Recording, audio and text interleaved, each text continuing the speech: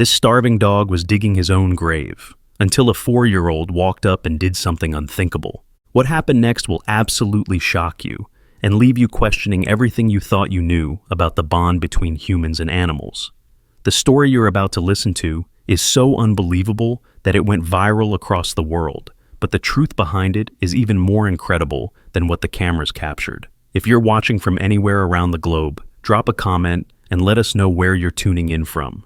And don't forget to like, share, and subscribe, because this story will stay with you forever. The rain had been falling for 3 days straight, turning the dusty ground under Highway 87's overpass into thick, muddy soup. Cars rushed overhead, their tires creating a constant drumming sound that echoed through the concrete tunnel below. Most people drove by without ever thinking about what might be hiding in the shadows beneath their feet. But if they had stopped, if they had looked closer, they would have seen something that would haunt them for the rest of their lives. A dog was digging his own grave. His name was unknown to the world then, but his story was about to change everything. The animal's ribs showed through his matted, dirt-covered fur like prison bars. Every breath he took seemed to cause him pain, and his left front paw hung at an odd angle, clearly broken and left untreated for weeks. Dark stains covered his muzzle, dried blood from where he'd been trying to drink from puddles mixed with broken glass and debris. But it wasn't his physical condition that made the scene so heartbreaking. It was what he was doing.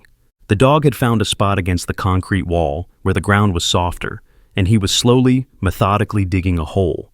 Not the excited digging of a dog burying a bone or searching for something interesting. This was different. This was the desperate, resigned digging of a creature who had given up on everything except finding a place to lie down and never get up again.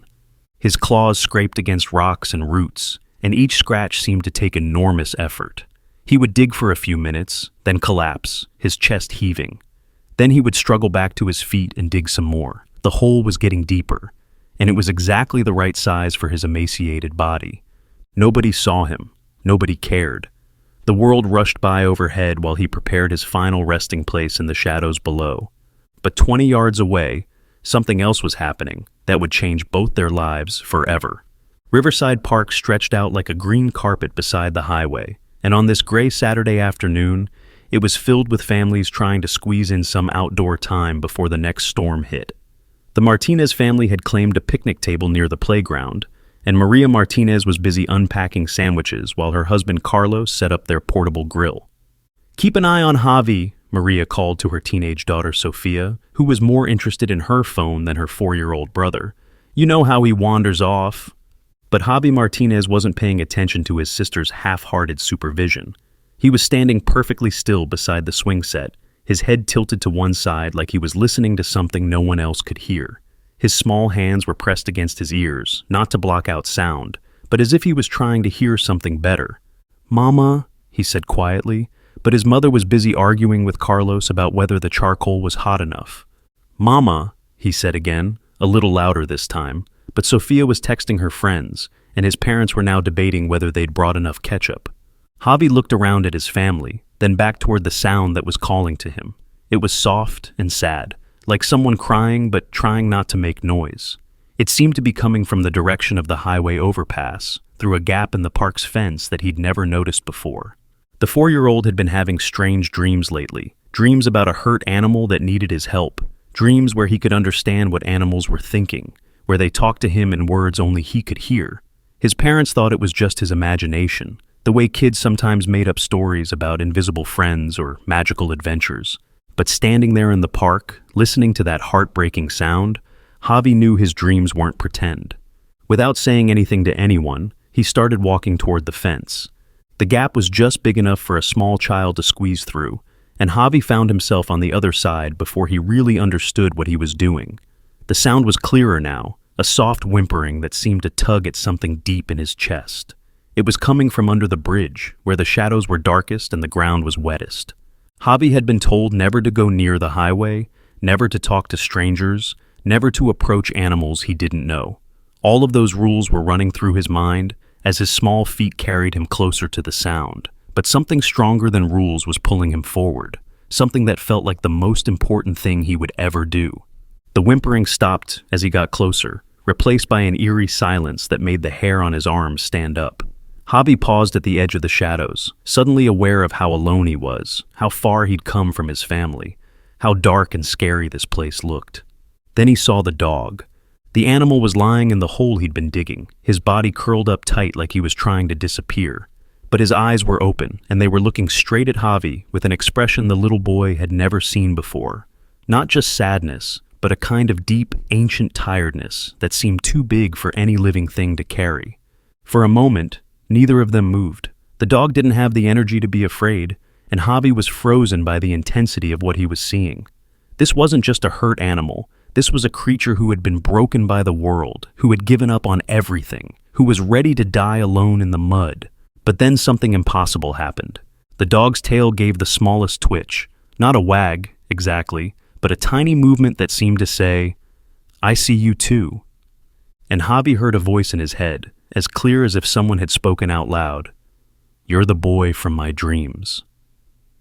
Back at the picnic table, Maria Martinez was starting to worry. "Where's Javi?" she asked Sofia, who looked up from her phone for the first time in 20 minutes. "He was right here," Sofia said, scanning the playground. "Javi! Javi!" Carlos dropped his spatula and started jogging toward the swings. "When did you last see him?" "Like 2 minutes ago," Sofia said. But even as she said it, she realized it might have been longer, much longer. Maria's maternal instincts kicked into high gear. She called Javi's name, her voice getting higher and more panicked with each repetition. Other families in the park began to notice the commotion, and soon a dozen adults were spreading out across the play area, looking under slides and behind trees. "Check the bathrooms," Carlos shouted to a helpful stranger. "I'll look by the parking lot." But none of them thought to look beyond the park's boundaries. None of them noticed the small gap in the fence or the tiny footprints leading toward the highway overpass. Under the bridge, Javi was taking his first steps into the shadow where the dog waited. His small sneakers squelched in the mud, and he could smell something awful. Not just wet dirt and garbage, but something deeper and more wrong. The smell of sickness, of wounds that weren't healing, of an animal that had been hurt too many times by too many people. The dog watched him approach, but didn't move from the hole. His breathing was shallow and rapid, and Javi could see dark patches on his fur that looked like old burns and scars. Someone had hurt this animal badly, and more than once. "It's okay," Javi whispered, the same way he talked to his stuffed animals when he was scared at night. "I'm not going to hurt you." The dog's eyes followed his movement, but there was no fear in them, just that terrible, hopeless exhaustion, as if he was saying, "Go ahead and hurt me if you want. I'm too tired to run anymore." But Javi didn't want to hurt anything. He wanted to help, even though he was only 4 years old and had no idea how to help a dying animal. All he knew was that the voice in his dreams had been real, and it had led him here for a reason. He knelt down in the mud beside the hole, getting his clean clothes dirty without caring. The dog was bigger than he had looked from a distance. Probably some kind of mixed breed with German Shepherd and maybe Rottweiler in him. Under all the dirt and matted fur, he might have been beautiful once. "I dreamed about you," Javi said softly. "You were lost, and you were looking for someone to find you." The dog's ears twitched at the sound of his voice. Not scared twitching, but interested twitching, like he was listening to something he'd been waiting to hear for a very long time. "My mama says dreams aren't real," Javi continued, settling himself more comfortably in the mud. "But you're real, aren't you? And you're the same dog from my dreams. You told me you were waiting for your person, but your person never came." Something extraordinary happened then. The dog lifted his head, just a little, just enough to look directly into Javi's eyes. And for a moment that seemed to stretch out forever, they looked at each other with perfect understanding. Then Javi did something that would later be called unthinkable, impossible, and absolutely miraculous by everyone who heard the story. He lay down in the mud beside the dog, not next to the hole, but right there in the wet dirt, pressing his small body against the animal's bigger one. He wrapped his arms around the dog's neck, careful not to touch any of the wounds he could see, and he whispered something that only the two of them would ever know. The dog, who had been ready to die alone, suddenly wasn't alone anymore. For the first time in months, maybe years, his tail wagged, just once, but it was real, and Javi felt it against his leg like a promise. "I'm going to take care of you," the little boy whispered into the dog's dirty fur. "You don't have to dig any more holes. You're going to come home with me." The dog didn't understand all the words, but he understood the feeling behind them. For the first time since he'd escaped from the terrible place where men made him fight other dogs for money, where they hurt him when he lost and hurt him worse when he won, he felt something he'd almost forgotten existed: hope. But their moment of connection was about to be interrupted by something that would test both of their courage in ways neither of them could have imagined. Heavy footsteps were approaching through the mud, and they weren't the worried footsteps of Javi's parents searching for their lost son. These footsteps belonged to someone who had been looking for this dog for a very long time, and who had no intention of letting a 4-year-old boy stand in his way. The man who emerged from the shadows was tall and thick, with arms covered in tattoos and a face that looked like it had been broken and badly healed more than once. His clothes were dirty, and he smelled like cigarettes and something else, something metallic and wrong that made Javi's stomach feel sick, even though he didn't understand what it was. "Well, well, well," the man said, his voice rough like sandpaper. "Look what we got here." Javi felt the dog's body go rigid against his. Not the relaxed stillness of an animal too tired to move, but the coiled tension of a creature preparing to fight or die trying. A low growl started deep in the dog's chest, so quiet Javi felt it more than heard it. The little boy looked up at the stranger, and every instinct his parents had tried to teach him about dangerous people started screaming in his head. This wasn't someone who would help them. This was someone who would hurt them, and badly. "That's my dog, kid," the man said, taking another step closer. "He ran away from me, and I've been looking for him for weeks. Time to come home, Rex." But the dog's growl got louder when the man said the name, and Javi could feel him trying to shrink deeper into the hole he'd been digging. Whatever this dog's real name was, it wasn't Rex, and wherever this man wanted to take him wasn't home. "He's not your dog," Javi said, surprising himself with how steady his voice sounded. "He doesn't like you." The man laughed, but it wasn't a nice laugh. It was the kind of laugh that made small children have nightmares. "What would you know about it, little boy? Dogs don't get to choose who they belong to. Now, get away from him before you get hurt." That's when Javi did something that no one, not his parents, not his sister, not even himself, would have expected. Instead of running away like any sensible 4-year-old would have done, he pressed himself closer to the dog and wrapped his arms tighter around the animal's neck. "No," he said simply. The man's face changed. The fake friendliness disappeared, replaced by something cold and ugly. "Listen here, kid. I don't want to hurt you, but that dog belongs to me. He's worth a lot of money, and I'm not leaving without him." "Money for what?" Javi asked, even though part of him didn't want to know the answer. "Fighting," the man said, and his smile got wider and nastier. "Rex here is one of the best pit fighters I ever trained. He just got a little banged up in his last match and decided to take a vacation. But vacation time's over." Javi didn't understand what pit fighting was, but he understood that this man had been the one to hurt the dog. This man was the reason for all those scars, all those burns, all that hopeless sadness in the animal's eyes. This man was the reason the dog had been digging his own grave. "You hurt him," Javi said, and now his voice wasn't steady anymore. It was shaking with an anger that felt too big for his small body. "I made him strong," the man corrected. "I made him a winner, and he's going to keep winning until he dies in that ring, just like he's supposed to." The dog tried to stand up then, his legs shaking with the effort. For a moment, Javi thought he was going to try to run, but instead, the animal positioned himself between the little boy and the dangerous man, his head low and his teeth showing in a snarl that promised violence. "Aw, look at that," the man said mockingly. "Rex thinks he's protecting you. That's cute, but he forgets who trained him, who made him what he is. One word from me and he'll tear your throat out, kid." "His name isn't Rex," Javi said firmly, "and he won't hurt me. He told me so." The man looked at him like he was crazy. "Told you? Kid, you been eating paint chips or something? Dogs don't talk." But Javi knew better. He could hear the dog's voice in his head as clearly as if it were spoken out loud, and what the dog was saying made his heart race with fear and determination at the same time. "Run, little one. This man is bad, and he will hurt you to get to me. I've seen him hurt other children who tried to help the dogs. Run now, and maybe he'll leave you alone." Instead of running, Javi stood up, placing himself right next to the dog.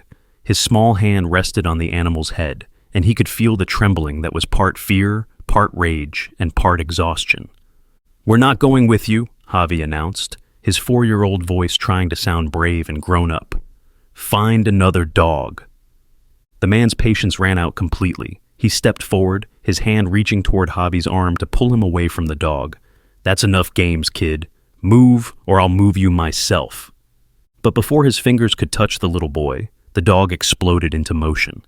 Despite his injuries, despite being starved and beaten and broken, the animal launched himself at the man with a fury that came from somewhere deeper than physical strength. Years of forced fighting had taught him exactly where to strike, exactly how to bring down an opponent, and even in his weakened state, he was still dangerous.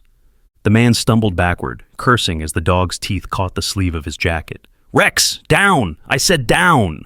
But the dog wasn't Rex anymore. He wasn't the broken, defeated animal who had been forced to fight for other people's entertainment. He was something else now, a protector, a guardian, a creature who had found something worth fighting for that wasn't about survival or fear. The struggle was brief but vicious. The man was bigger and stronger, but the dog was desperate, and desperation can be more powerful than size. They rolled in the mud, the man trying to get his hands around the dog's throat while the animal snapped and clawed at anything he could reach. Javi watched in horror and fascination, his small hands pressed to his mouth. He wanted to help, but he didn't know how. All he could do was stand there and pray that the dog, his dog, because somehow he knew that's what this was about, would be strong enough to win. Then something happened that changed everything. The man managed to grab a chunk of concrete from the ground beside him, raising it above his head to bring it down on the dog's skull. The blow would have killed the animal instantly, ending their story before it had really begun. But Javi screamed. It wasn't just a scared scream or a sad scream. It was something primal and powerful, a sound that came from the deepest part of his soul and carried all his love and fear and determination. It was the scream of someone who had found their purpose and would not let it be destroyed. The sound froze both the man and the dog for just a moment, and in that moment, everything changed again. Car doors were slamming in the distance. Adult voices were calling Javi's name, getting closer fast. Someone had heard the scream and was coming to investigate. The man with the concrete chunk looked toward the sound, then back at the dog, then at Javi. His face went through several different expressions: anger, calculation, fear, and finally a kind of cold disappointment. "This isn't over," he told the dog, dropping the concrete and backing away. "I know where you are now, and I know about your little friend here. You can't protect him forever." The dog limped back to Javi's side, blood dripping from fresh wounds on his muzzle and shoulder, but his tail was up, and his eyes were bright with something that hadn't been there before. He had fought for someone other than himself, and he had won. "Javi! Javi! Where are you?" It was his father's voice, closer now, panicked and desperate. "I'm here!" Javi called back, but he didn't take his eyes off the retreating figure of the man. "I'm okay!" The dog sat down heavily beside him, leaning against the little boy's legs. His breathing was labored, and Javi could see that the fight had cost him a lot of the energy he didn't have to spare. But he had done it. He had protected the child who had chosen to lie down in the mud beside him instead of walking away. "You saved me," Javi whispered, running his small fingers through the dog's matted fur. "Now I'm going to save you." The sound of running footsteps was getting closer, and Javi knew his parents would be furious and terrified and probably never let him out of their sight again. But he also knew that his life had just changed in a way that could never be undone. He had found his dog, or maybe his dog had found him. Either way, they belonged to each other now, and no man with concrete chunks or cruel words was going to change that. Carlos Martinez burst through the gap in the fence first, his face wild with panic and relief. "Javi, what are you doing here? We've been looking everywhere for—" He stopped mid-sentence when he saw the scene in front of him. His 4-year-old son was sitting in the mud under a highway overpass, covered in dirt and blood that thankfully didn't seem to be his own, with his arms around the most pathetic-looking dog Carlos had ever seen. "Daddy," Javi said calmly, as if sitting under bridges with injured animals was something he did every day. "This is my dog. His name isn't Rex. We need to take him to see Dr. Peterson." Dr. Peterson was their family veterinarian, a kind woman who had been taking care of their cat, Whiskers, for the past 3 years. Carlos had no idea how his son had decided they needed veterinary care, but looking at the dog's condition, it was obvious the animal needed help desperately. "Javi," Carlos started, trying to use his patient father voice instead of his panicked father voice. "You can't just adopt stray dogs. We don't know where he came from, or if he's dangerous, or... He's not dangerous, Javi interrupted, which was something he never did. Javi was usually the most polite, obedient child in the world. He protected me from the bad man. He's hurt, and he needs us. What bad man? Carlos's voice went sharp with alarm. Javi, was someone here? Did someone hurt you? By now, Maria had arrived too, along with Sofia and 2 other parents who had joined the search. Everyone was talking at once, asking questions and exclaiming over the state Javi was in and demanding to know what had happened. But Javi only had eyes for the dog, who was looking up at all these new humans with a mixture of wariness and exhaustion. The animal's body was tense, ready to run or fight if necessary, but he stayed pressed against Javi's side like an anchor. He was digging a hole to die in, Javi explained to his parents with the matter-of-fact tone that only small children can manage when discussing terrible things. But I heard him in my dreams, so I came to find him. Then the bad man came and said he was going to make him fight other dogs, but we said no. So the bad man tried to hurt us, but my dog fought him and made him go away. Maria looked at Carlos with the expression parents get when their child has just told them something that sounds completely insane, but also explains everything that's been worrying them lately. The dreams, she said quietly. He's been having those dreams for weeks. About hurt animals who need help, Carlos added, remembering late-night conversations about Javi's nightmares and their decision to let him sleep with extra stuffed animals. They weren't nightmares, Javi said firmly. They were real, and now I found him, and he's mine, and we have to help him get better. The dog chose that moment to try to stand up, probably wanting to show these new humans that he wasn't completely helpless. But his legs gave out, and he collapsed back into the mud with a soft whine that broke everyone's heart. That decided it for Maria. Whatever the story was behind this dog, whatever complications it might bring to their lives, she couldn't look at her son's face and say no. Javi had never asked for anything this important before, and the way he was protecting this broken animal told her everything she needed to know about the kind of person her little boy was becoming. Carlos, she said quietly, call Dr. Peterson. Tell her we're bringing in an emergency case and we'll need her to stay late.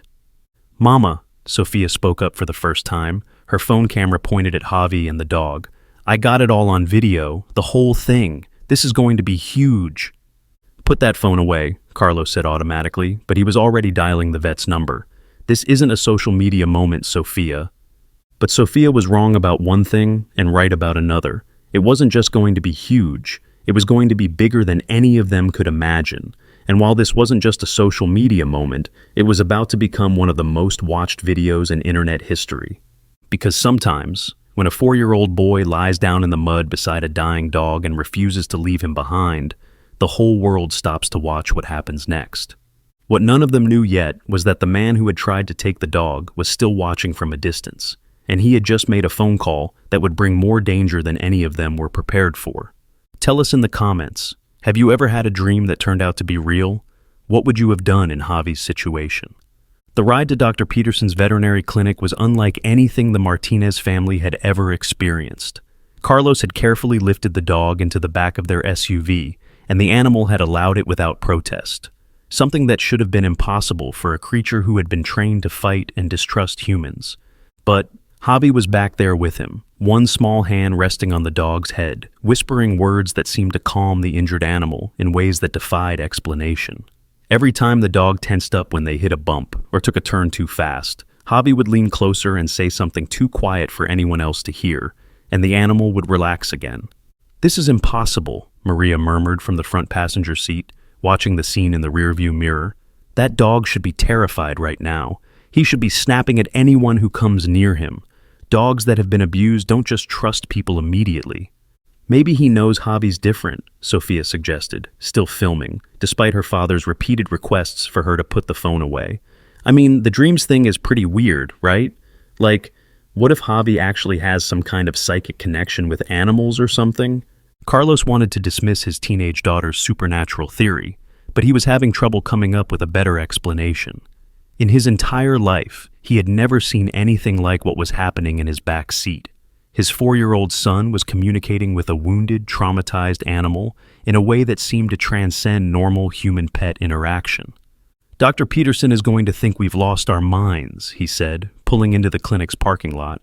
But Dr. Sarah Peterson had been a veterinarian for 15 years, and she had seen enough impossible things to keep an open mind about most situations. When the Martinez family called to say they were bringing in an emergency case involving their son and a badly injured stray dog, she had simply stayed late and prepared for whatever was coming. She wasn't prepared for what walked through her door. Javi entered first, holding the clinic door open with careful politeness. Behind him came the dog, limping heavily, but walking under his own power, his eyes never leaving the little boy, who had somehow convinced him to trust again. The rest of the family followed, all of them muddy and worried and talking at once. Slow down, Dr. Peterson said, raising her hands to quiet the chaos. Let me take a look at our patient first, and then you can tell me the whole story. She knelt down to examine the dog, expecting him to shy away or show aggression like most traumatized animals did. Instead, the dog looked at Javi, who nodded encouragingly, and then sat perfectly still while she ran her hands over his injuries.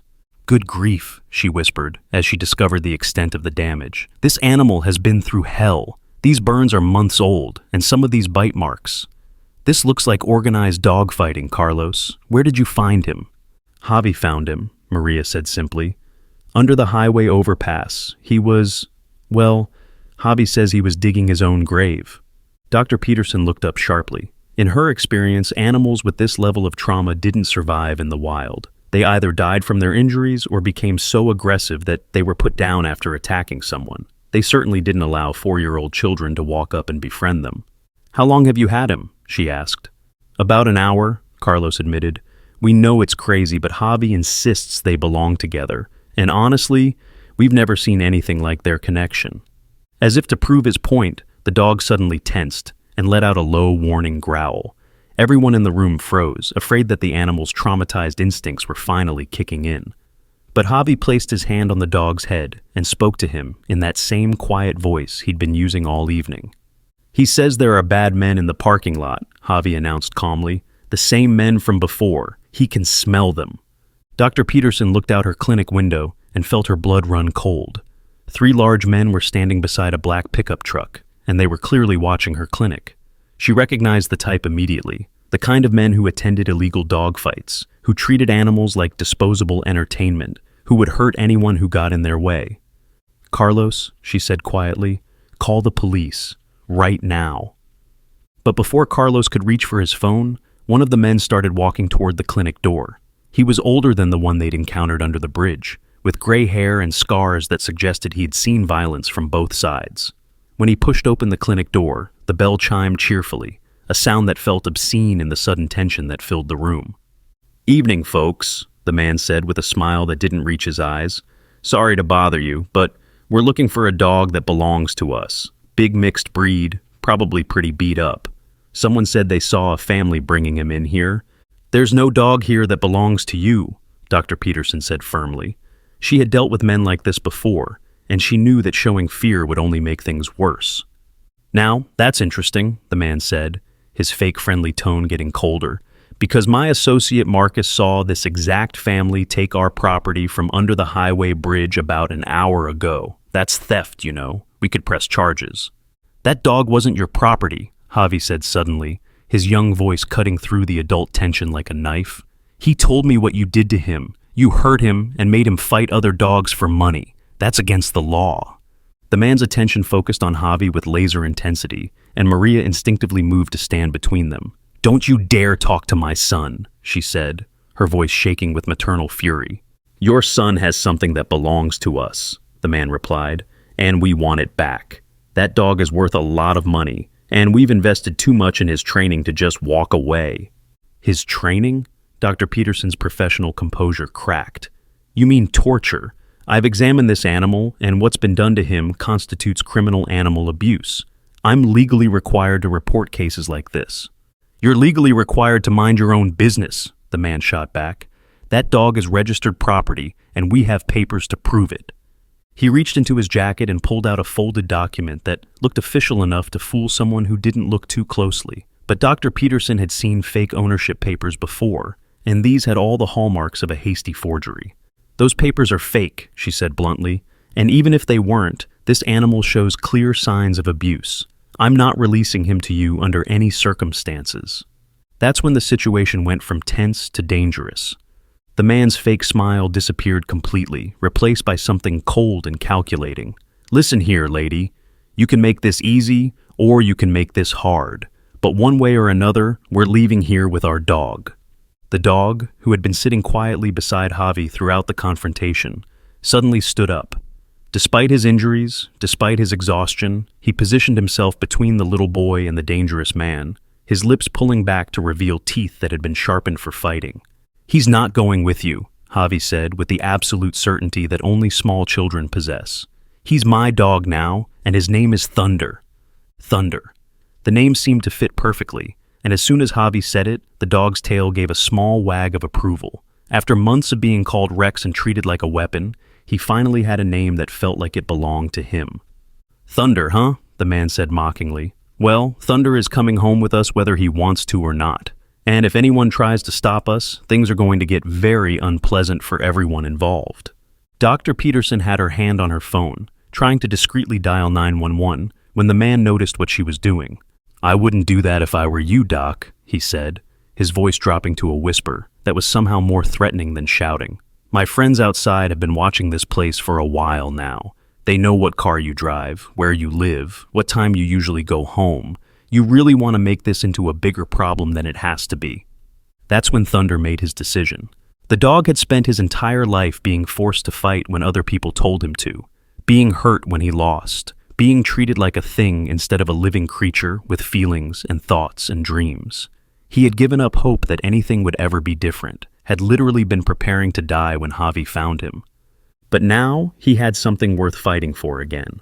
Not because someone was forcing him to, not because he would be punished if he didn't, but because he had chosen to protect this little boy who had seen him at his lowest moment and decided to love him anyway.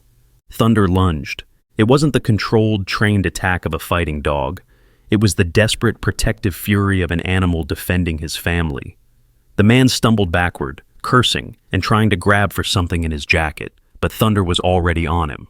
Get Javi out of here, Dr. Peterson shouted to Carlos and Maria. Take him out of the back door. Now! But Javi refused to move. I can't leave Thunder, he cried, tears streaming down his face as he watched his dog fight for their right to stay together. He needs me! The struggle was vicious, but brief. Thunder might have been injured and undernourished, but he was still a powerful animal, with years of forced combat training. The man was bigger, but he had underestimated what he was dealing with. In less than 30 seconds, it was over. The man was on the ground, his expensive jacket torn and his arm bleeding from Thunder's teeth. The dog stood over him, not attacking anymore, but making it very clear that any attempt to get up would be met with more of the same treatment. You're making a big mistake, the man gasped from the floor. We know where you all live now. This isn't over. That's when they heard the sirens. Sophia, who had been filming everything on her phone from the moment they entered the clinic, had managed to live stream the entire confrontation to her social media accounts. Thousands of people had watched the scene unfold in real time, and many of them had called the police when they realized what they were seeing. Within minutes, the clinic was surrounded by squad cars. The man on the floor was arrested, along with his 2 associates in the parking lot. Their truck was searched, revealing cages, shock collars, and other equipment used in illegal dogfighting operations. But the most important discovery came when the police ran the dog's microchip. His real name is Duke, the officer told the Martinez family as they stood in the clinic parking lot, watching the criminals being loaded into police cars. He was reported stolen from a family in Oklahoma 3 years ago. They never stopped looking for him. Javi's face went white. He has another family? Had another family, the officer corrected gently. The owner died 2 years ago, and the rest of the family moved away. As far as we can tell, there's no one left who would claim him. So, he's really ours? Javi asked, his small hand never leaving Thunder's head. Forever? Dr. Peterson, who had been listening to the conversation while documenting Thunder's injuries for the police report, cleared her throat. Well, there is the matter of the adoption paperwork, she said seriously. And he's going to need extensive medical treatment. Some of these wounds will require surgery, and the recovery process will take months. We'll do whatever it takes, Maria said firmly. This dog saved my son today. The least we can do is save him back. Actually, Dr. Peterson said with a small smile, I think your son already did that. What I saw in there, That wasn't just a dog defending his territory. That was a dog defending his family. Thunder knows he belongs to you now, and nothing anyone says or does is going to change that. As if to prove her point, Thunder looked up at Javi and let out a soft woof, the first sound he had made that wasn't a growl, shor, or a whine since they'd found him under the bridge. He says thank you, Javi translated solemnly. He says he's never had a real family before, and he promises to be the best dog ever. Sophia, who was still recording everything, looked at her phone screen and gasped. Guys, she said, her voice shaking with excitement, this is insane. The live stream has been shared over 1 million times already. People are calling Javi the dog whisperer kid, and Thunder the fighting dog who found love. This is going viral worldwide. But Javi wasn't interested in being famous. He was only interested in the muddy, scarred, beautiful dog who had chosen to trust him when trust seemed impossible. Come on, Thunder, he said, starting to walk toward their car. Let's go home. Thunder followed without hesitation, his limp already seeming less pronounced. For the first time in 3 years, he wasn't going somewhere because he was being forced to. He was going somewhere because he wanted to, because he had finally found the person he was meant to protect and love for the rest of his life. As they drove away from the clinic, none of them noticed the unmarked van that had been watching from across the street, or the man inside it talking quietly into a radio.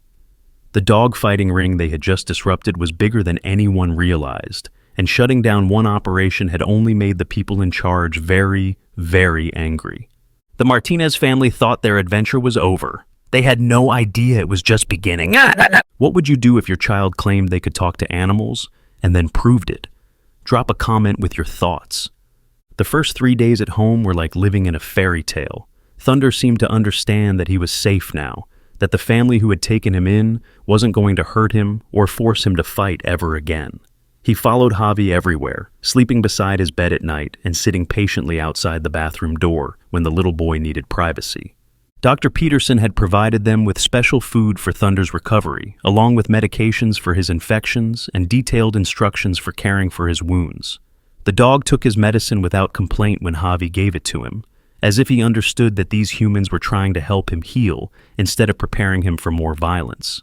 But it was the small moments that truly showed how much Thunder was changing.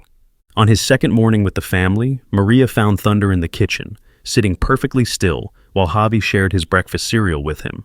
The dog was eating one piece at a time from Javi's small fingers, his tail wagging slowly, like he couldn't quite believe this gentle treatment was real. Thunder says cornflakes taste like happiness, Javi announced seriously. He's never had people food before that wasn't just scraps thrown on the ground. Maria's heart broke a little more every time Javi translated something Thunder had told him about his past. The dog had lived a life of such systematic cruelty that simple kindness seemed miraculous to him. Carlos, meanwhile, was dealing with the practical aspects of their new situation. The story of Javi and Thunder had exploded across social media, and their phone hadn't stopped ringing. News stations wanted interviews, animal rescue organizations wanted to feature their story, and complete strangers were sending them money to help with Thunder's medical bills. This is getting out of hand, he told Maria as he scrolled through hundreds of friend requests on Facebook. Sophia's video has been viewed over 50 million times. People are calling from other countries wanting to talk to Javi about his psychic abilities. Maybe we should do one interview, Maria suggested. If it helps other animals in situations like Thunder's, wouldn't that be worth it? But before Carlos could answer, Thunder started barking. It wasn't the aggressive barking of a guard dog or the excited barking of a pet who heard someone at the door. It was something else entirely, a warning bark that made every hair on Javi's arms stand up. "What is it, boy?" Javi asked, kneeling beside Thunder and placing his hand on the dog's tense shoulders. Thunder looked directly into Javi's eyes, and the little boy's face went pale. "Someone's watching our house," Javi said quietly. "Thunder can smell them. They smell like the bad men from before, but different, worse." Carlos moved to the living room window and carefully peered through the curtains. Across the street, a man in a dark jacket was standing beside a mailbox, pretending to check his phone, but his attention was clearly focused on the Martinez house. "Maria," Carlos said, his voice tight with controlled fear, "call Detective Rodriguez. Tell him we need someone here now." Detective Rodriguez had been the officer who arrested the men at the veterinary clinic, and he had given them his card with instructions to call if they noticed anything suspicious. He had warned them that shutting down a dogfighting operation could have consequences, that the people who ran those organizations didn't like to lose valuable assets. But even Detective Rodriguez hadn't expected them to be targeted so quickly. The phone call to the police started a chain of events that would change everything for the Martinez family. Within an hour, their quiet suburban street was filled with unmarked police cars and plainclothes officers who were trying to look casual while keeping watch on their house. "The man you saw is Vincent Kowalski," Detective Rodriguez explained to Carlos and Maria, while Javi played in the backyard with Thunder under the watchful eye of two officers. "He's what we call an enforcer for a dogfighting syndicate that operates across 3 states. The fact that he's here personally means they consider Thunder to be extremely valuable." "But Thunder's retired now," Maria protested. "He's a family pet. He's healing from his injuries, and he's learning to trust people again. Surely they can see that he's not a fighting dog anymore." Detective Rodriguez's expression was grim. "Mrs. Martinez, to these people, Thunder isn't a pet. He's a $1 million investment. Dogs like him, with his fighting record and bloodline, are bred and trained specifically for high-stakes matches. The underground betting on fights featuring dogs like Thunder can involve hundreds of thousands of dollars per match." "His fighting record?" Carlos felt sick. "You mean they kept track of how many times they forced him to hurt other animals?" 17 wins, 0 losses, the detective said quietly. "Until his last fight 6 months ago, when he was badly injured and disappeared. They've been looking for him ever since, and your son's viral video just told them exactly where to find him." The weight of what they had gotten themselves into was starting to sink in. This wasn't just about one family adopting a stray dog. They had accidentally interfered with a multi-million-dollar criminal enterprise, and now they were being watched by people who had no problem using violence to protect their investments. "What do we do?" Maria asked. "We can't give Thunder back to those monsters, but we can't put our children in danger either. For now, we're going to maintain surveillance on your house and see if we can gather enough evidence to arrest Kowalski," Detective Rodriguez said. "But I have to be honest with you. These people are patient and resourceful. They might wait weeks or months for the right opportunity to take Thunder back." That night, as the family tried to pretend everything was normal, Javi sat on his bed with Thunder beside him, both of them staring out of the window at the street below. "Are you scared?" Javi asked Thunder quietly. The dog's response, according to Javi, was immediate and certain. "He says he's not scared for himself," Javi told his parents. "He says he's scared for us. He knows what bad men like that do to families who get in their way." "What does he mean?" Sophia asked. She had been unusually quiet since learning about the danger they were in, her excitement about going viral replaced by genuine fear for her family's safety.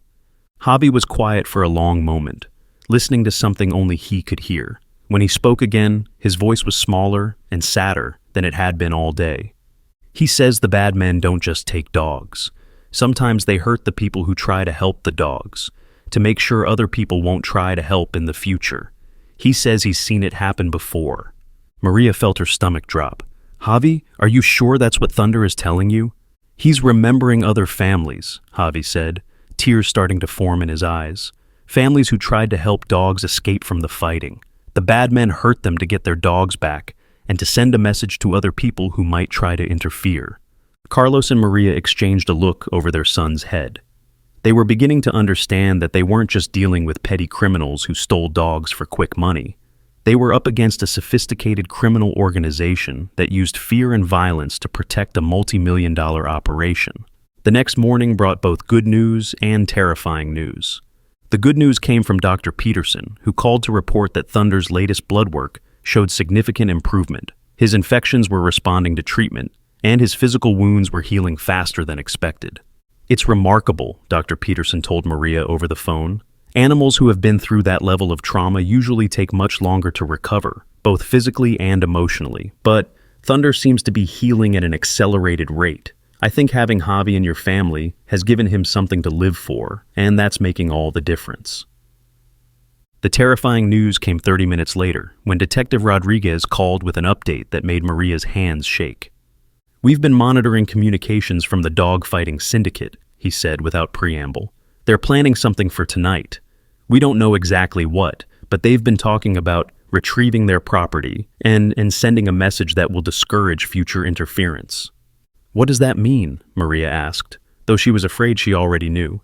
It means they're probably going to try to take Thunder tonight, and they're going to make sure everyone knows what happens to people who interfere with their business. Mrs. Martinez, I'm going to be very direct with you. Your family is in serious danger. The detective's next words changed everything.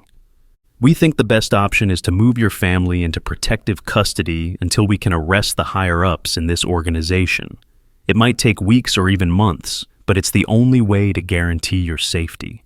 Protective custody? Maria repeated. You mean leave our home, leave our jobs, uproot our entire lives? I mean stay alive, Detective Rodriguez said bluntly. These people have killed to protect their operation before, Mrs. Martinez. They won't hesitate to do it again. Maria hung up the phone with her hands shaking and her mind racing. How had their simple act of kindness turned into a life-threatening situation? How could she explain to her children that helping an injured animal had put their entire family in danger? But when she walked into the living room and saw Javi sitting on the floor with Thunder, both of them looking peaceful and content despite everything that was happening around them, she knew they couldn't give up. Thunder had his head in Javi's lap, and the little boy was reading him a story from one of his picture books. The dog's tail wagged every time Javi turned a page, as if he was actually following along with the narrative. Mama, Javi said without looking up from his book, Thunder wants to know if we're going to send him away to keep us safe. Maria's heart clenched. What do you think we should do, baby? Javi considered this seriously, the way only 4-year-olds can consider impossible moral dilemmas. Thunder says he would go away if it would keep us safe, Javi said finally, but he also says the bad men won't stop just because he's gone. They'll keep hurting other dogs and other families. He says someone has to stand up to them, or they'll never stop. And what do you say? Maria asked. Javi looked up at his mother with eyes that seemed too old and wise for his small face. I say Thunder is part of our family now, he said simply, and families don't abandon each other when things get scary. We figure out how to keep everyone safe together. That afternoon, while police officers maintained their surveillance and the family tried to decide what to do, something extraordinary happened that no one had expected. Thunder started acting strangely. He began pacing through the house, sniffing at doors and windows with an intensity that made everyone nervous. But this wasn't the behavior of a dog sensing immediate danger. This was something else entirely. What's wrong with him? Sophia asked, watching Thunder circle the living room for the 5th time in 10 minutes. Javi closed his eyes and placed his hand on Thunder's head, the way he always did when he was listening carefully to what the dog was telling him. When he opened his eyes again, his expression was one of amazement and fear. He says there are other dogs, Javi whispered. Other dogs like him, who are trapped and hurt and waiting for someone to help them. He can smell them on the wind, and he knows where they are. What do you mean? Carlos asked, though he was beginning to suspect he already knew. The bad men have more dogs, Javi said, his small voice filled with determination that scared his parents. Lots of them, and Thunder knows how to find them. Thunder looked directly at Carlos, and for a moment, the man could have sworn the dog was trying to communicate with him directly. The message was clear. We can't just run and hide. There are others who need our help. That night, as the family huddled together trying to decide between protective custody and standing their ground, none of them noticed the small recording device that had been planted under their kitchen window. The dogfighting syndicate now knew exactly what the Martinez family was planning, and they had decided that Thunder wasn't the only thing they were going to take. Do you think the Martinez family should have taken Thunder and run, or was Javi right to want to help the other dogs? What would you have chosen? The decision came at 3:17 in the morning, when Thunder's frantic barking woke the entire household. But this wasn't his usual warning bark. This was something primal and desperate, a sound that made everyone's blood run cold. Javi was out of bed and running to Thunder before his parents even made it to the hallway. They found him in the living room, pressed against Thunder's trembling body, both of them staring out at the front window with identical expressions of terror. They're coming, Javi whispered, his small voice barely audible. Thunder says they're coming for all of us this time, not just him. Carlos looked out the window and felt his heart stop. The unmarked police cars that had been watching their house were gone. In their place, 3 black SUVs were parked across the street, their engines running, and their windows tinted so dark that nothing was visible inside. "Where are the police?" Maria asked, grabbing her phone to call Detective Rodriguez. But before she could dial, her phone rang with an unknown number. "Don't answer it," Carlos said, but Maria's finger was already swiping to accept the call. "Mrs. Martinez." The voice was calm, professional, and absolutely terrifying in its politeness. "My name is Mr. Crane. I believe you have something that belongs to my organization." "I don't know what you're talking about," Maria said, though her voice was shaking so badly she could barely form the words. "Of course you do," Mr. Crane continued. "You have a dog named Thunder, previously known as Rex. He's a valuable asset that was stolen from us, and we'd like him back." "He wasn't stolen," Maria protested. "He was abandoned and injured. We rescued him." "Rescued?" Mr. Crane seemed to find this amusing. "That's an interesting way to describe grand theft, but I'm prepared to be reasonable about this situation, Mrs. Martinez. Return our property, and your family can go back to your normal lives. Continue to interfere with our business, and, well, let's just say that would be unfortunate for everyone involved." Thunder suddenly went silent, his ears pricked forward like he was listening to something no one else could hear. Then he did something that shocked everyone in the room. He walked to the front door and sat down facing it, his posture alert but not aggressive. "Thunder says the police are coming," Javi announced, his hand resting on the dog's head. "He can hear their sirens, but they're still far away. He says the bad men know this too." "How could he possibly?" Carlos started to ask, but his question was answered when the distant sound of sirens became audible to human ears. Mr. Crane's voice on the phone took on a note of annoyance. "It seems you've contacted law enforcement again, Mrs. Martinez. That's disappointing. My associates and I will be leaving now, but this conversation isn't over. We know where you work, where your children go to school, where your parents live. We'll be in touch." The line went dead just as the first police car turned onto their street, red and blue lights flashing in the pre-dawn darkness. Detective Rodriguez was out of his car and running toward their front door before the vehicle had even stopped completely. His face was flushed with exertion and fear, and when Maria opened the door, his first words made her knees weak. "Thank God you're all right," he gasped. "We've been trying to reach you for 20 minutes. Something happened to our surveillance team." "What do you mean something happened?" Carlos demanded. "They were drugged," Detective Rodriguez said grimly. "Someone slipped something into their coffee. They're alive, but they were unconscious for over an hour. We only realized something was wrong when they missed their check-in."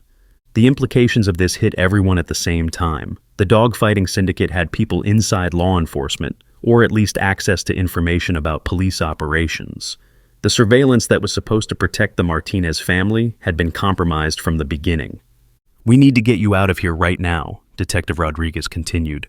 "Pack one bag each. We're moving you to a safe house until we can figure out how deep this corruption goes." But Javi, who had been listening to this conversation with the serious expression that 4-year-olds get when adults are talking about scary things, suddenly spoke up. "We can't leave," he said simply. "Thunder says if we run away now, the other dogs will die." Detective Rodriguez looked confused. "Other dogs?" "Thunder knows where they are," Javi explained patiently. "The bad men have lots of dogs, and they're going to kill them and move somewhere else because they think the police are getting too close. But Thunder knows the secret way to get to them." "Javi," Maria said gently, "this is real life, not a story. We can't risk our family to help animals we don't even know exist." Thunder looked directly at Maria then, and she could have sworn she saw something like disappointment in his dark eyes. Then he walked over to where Sophia had left her laptop open on the coffee table and did something that made everyone in the room question their understanding of reality. He pressed his nose against the touchpad. The screen lit up, displaying Sophia's social media feed. Somehow, Thunder navigated to a specific post, a video that had been shared thousands of times in the past week. It showed a blurry cell phone recording of what appeared to be an abandoned warehouse, with the sound of dogs barking and crying in the background. "How did he?" Detective Rodriguez started to ask, but Javi was already translating. "Thunder says this video was taken by someone who escaped from the bad place," Javi explained. "He recognizes the sounds. Those are his friends, the dogs he was forced to fight with. They're scared and hurt and waiting for someone to save them." Sophia, who had been watching this entire exchange with growing amazement, suddenly gasped. "Oh my God," she whispered. "Look at the comments on this video." She scrolled down to reveal dozens of comments from people claiming they had seen similar warehouses in different cities. People reporting strange sounds and smells coming from abandoned buildings. People sharing stories about dogs that had disappeared from their neighborhoods. "It's not just one place," Sophia said, her voice filled with realization. "This is happening everywhere, and people have been trying to report it, but no one believed them or did anything about it." Detective Rodriguez studied the video more carefully, his expression growing increasingly grim. "This could be the break we've been looking for," he admitted. "If we could locate even one of these facilities and gather evidence." "Thunder can find them," Javi said with absolute certainty. "He remembers the smells, the sounds, the way to get there, but he says we have to go tonight, before the bad men move all the dogs to different places." "Absolutely not," Carlos said firmly. "We are not taking our 4-year-old son on some kind of vigilante mission to rescue fighting dogs. That's insane." But Thunder had moved to the window again, and his body language had changed completely. He was no longer the relaxed, healing pet who had been learning to trust and love. He was alert, focused, and determined in a way that reminded everyone in the room that underneath his gentle nature was an animal who had survived years of forced combat. "He's not asking us to take him on a rescue mission," Javi said quietly. "He's telling us that he's going with or without us. He says he can't live with himself if he doesn't try to help his friends when he knows where they are." Maria looked at her son, her husband, her daughter, and the dog who had somehow become the center of their world in just a few days. The smart thing to do was obvious: pack their bags, go into protective custody, and let law enforcement handle the criminal investigation. But Thunder chose that moment to do something that changed her mind completely.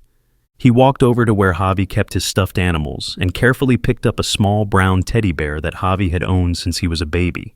Thunder carried the bear to Maria and gently placed it at her feet, then sat down and looked up at her with eyes that were unmistakably pleading.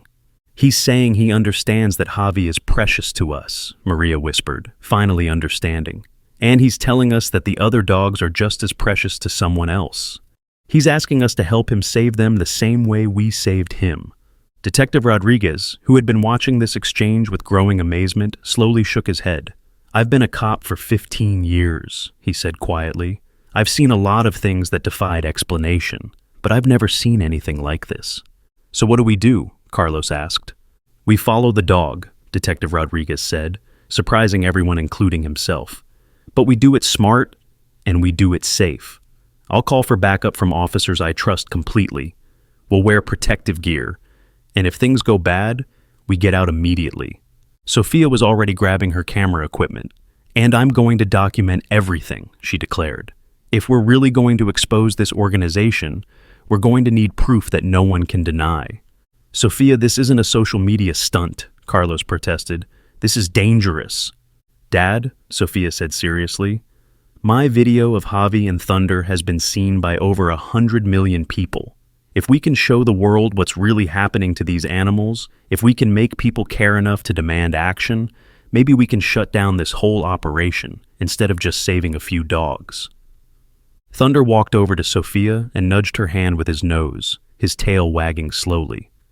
According to Javi's translation, Thunder understood exactly what Sophia was proposing, and he approved.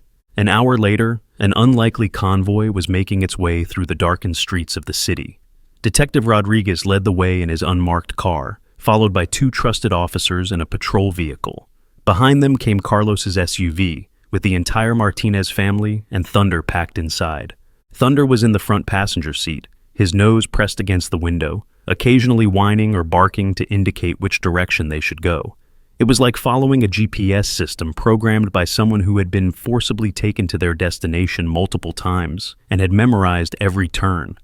"This is insane," Carlos muttered, as they drove deeper into an industrial district that became progressively more run down and abandoned. "We're following a dog through the worst part of the city to confront armed criminals, and somehow this seems like a reasonable plan." "Thunder says we're close," Javi announced from the back seat. "He can smell the fear and the pain. He says it's the same smell from his nightmares."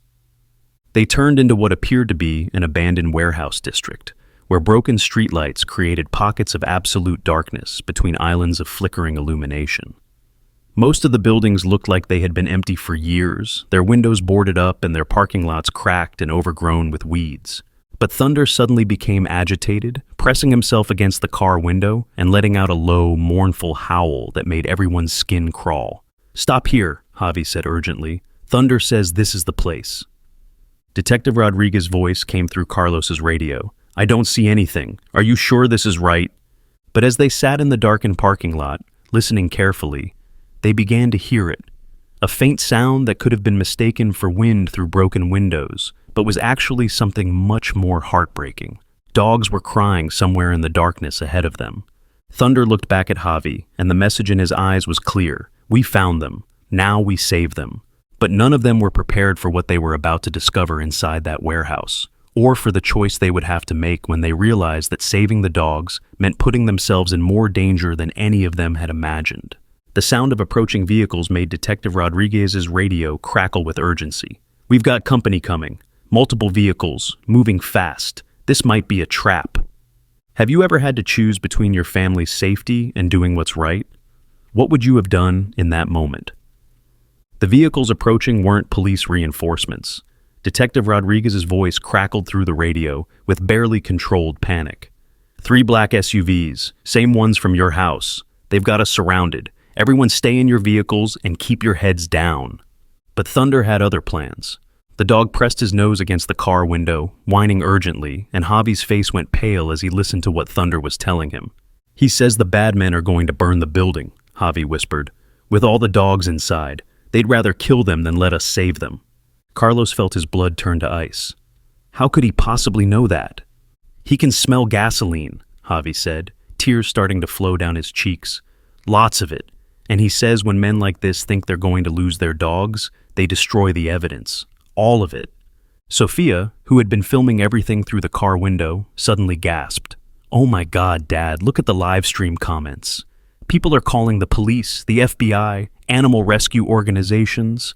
There are thousands of people watching this happen in real time." Detective Rodriguez's voice came through the radio again, more urgent now. "I can see movement around the building. Someone's pouring accelerant around the foundation.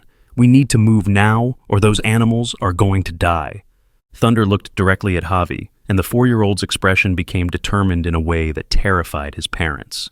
"Thunder says he's going in whether we help him or not," Javi announced. "He says he'd rather die trying to save his friends than live knowing he could have helped them." "Javi, no," Maria said firmly. "We are not." But Thunder was already moving. Somehow, he had managed to push down the car's window button with his nose, and before anyone could stop him, he squeezed through the opening and hit the ground running. "Thunder!" Javi screamed, reaching for the door handle. Carlos grabbed his son's arm. "Absolutely not, Javi. You are not getting out of this car." But watching Thunder disappear into the shadows toward the warehouse was breaking Javi's heart in a way that no 4-year-old should ever have to experience. The little boy who had found a dying dog and convinced him to live was now watching that same dog run toward almost certain death. "We have to help him," Javi sobbed. "We have to. He saved us, and now we have to save him." Detective Rodriguez made a decision that would haunt him for the rest of his career. All units were going in. Martinez family, stay in your vehicle no matter what happens. If things go bad, drive straight out of here and don't look back. What happened next unfolded like a movie scene, except it was real, and the stakes were life and death for dozens of innocent animals. Thunder reached the warehouse just as the first flames began to lick at the building's foundation. The sound of barking and whining from inside became desperate, frantic. The dogs trapped inside could smell the smoke and knew they were about to die. But Thunder didn't hesitate. He found a broken window low enough for him to reach and began clawing at the boards that covered it, his injured paws bleeding as he tore away the obstacles between him and the animals inside. "He's trying to break them out," Sophia whispered, her camera capturing every moment as Thunder disappeared through the window into the burning building. The police officers were advancing on the armed men who had been pouring gasoline around the building, but gunfire erupted before they could get close. Detective Rodriguez dove behind a concrete barrier, his radio crackling with calls for backup and emergency services. Inside the warehouse, Thunder was experiencing something that defied all logic and understanding. The moment he entered the building, every dog inside fell silent. Not the silence of fear, but the silence of recognition. These animals, who had been tortured and forced to fight each other for the entertainment of cruel humans, somehow knew that salvation had arrived. Thunder began systematically opening cages, using his teeth and claws to work latches that should have been impossible for a dog to operate. But these weren't normal circumstances, and Thunder wasn't operating on normal animal instincts anymore. He was being guided by something deeper, a connection to every suffering creature in that building, a shared understanding that this was their only chance for freedom. One by one, dogs began emerging from their cages. Pit bulls, Rottweilers, German Shepherds, mixed breeds of every size and description. Animals that should have been too injured, too traumatized, too aggressive to trust anyone. But they followed Thunder toward the broken window, like he was leading them to the promised land. Outside, the battle between police and the syndicate's enforcers was escalating. More sirens were approaching. Fire trucks, ambulances, additional police units responding to Sophia's live stream, and the thousands of people who had called 911 after watching the events unfold online. Javi, who had been watching everything through the car window with tears streaming down his face, suddenly went very still. "What is it, baby?" Maria asked, fear making her voice shake. "Thunder's in trouble," Javi whispered. "There's someone else in the building, someone bad, and Thunder's too tired to fight anymore." Carlos looked toward the warehouse and saw smoke beginning to pour from the windows. The fire was spreading faster than anyone had anticipated, and Thunder had been inside for almost 10 minutes. "He's not coming out," Javi said, with the terrible certainty that only comes from supernatural connection. "He got all the other dogs out, but now he's trapped, and he's too weak to save himself." That's when Javi did something that no one saw coming. He opened the car door and ran. Carlos and Maria screamed his name, but their 4-year-old son was already halfway to the burning warehouse, his small legs carrying him toward the friend who had risked everything to save others. Detective Rodriguez saw Javi running and abandoned his cover, sprinting after the little boy while bullets whined overhead. "Javi, stop! Come back here!" But Javi had reached the broken window and was calling into the smoke-filled interior. "Thunder! Thunder, where are you?" From somewhere deep inside the burning building came a weak bark in response. Javi didn't hesitate. He squeezed through the same window Thunder had used, disappearing into the smoke and flames before anyone could stop him. Carlos, who had been running behind Detective Rodriguez, reached the window just as his son vanished inside. Without thinking about his own safety, he followed Javi into the burning warehouse. Inside, the heat was overwhelming, and the smoke made it almost impossible to see or breathe. Carlos called Javi's name repeatedly, following the sound of his son's voice deeper into the building. He found them in what had been the central fighting ring, a circular space surrounded by metal barriers, designed for spectators to watch animals tear each other apart for money. Javi was kneeling beside Thunder, who was lying motionless on the concrete floor. "Daddy!" Javi cried when he saw Carlos. "Thunder saved all the dogs, but he's hurt bad. He can't walk anymore."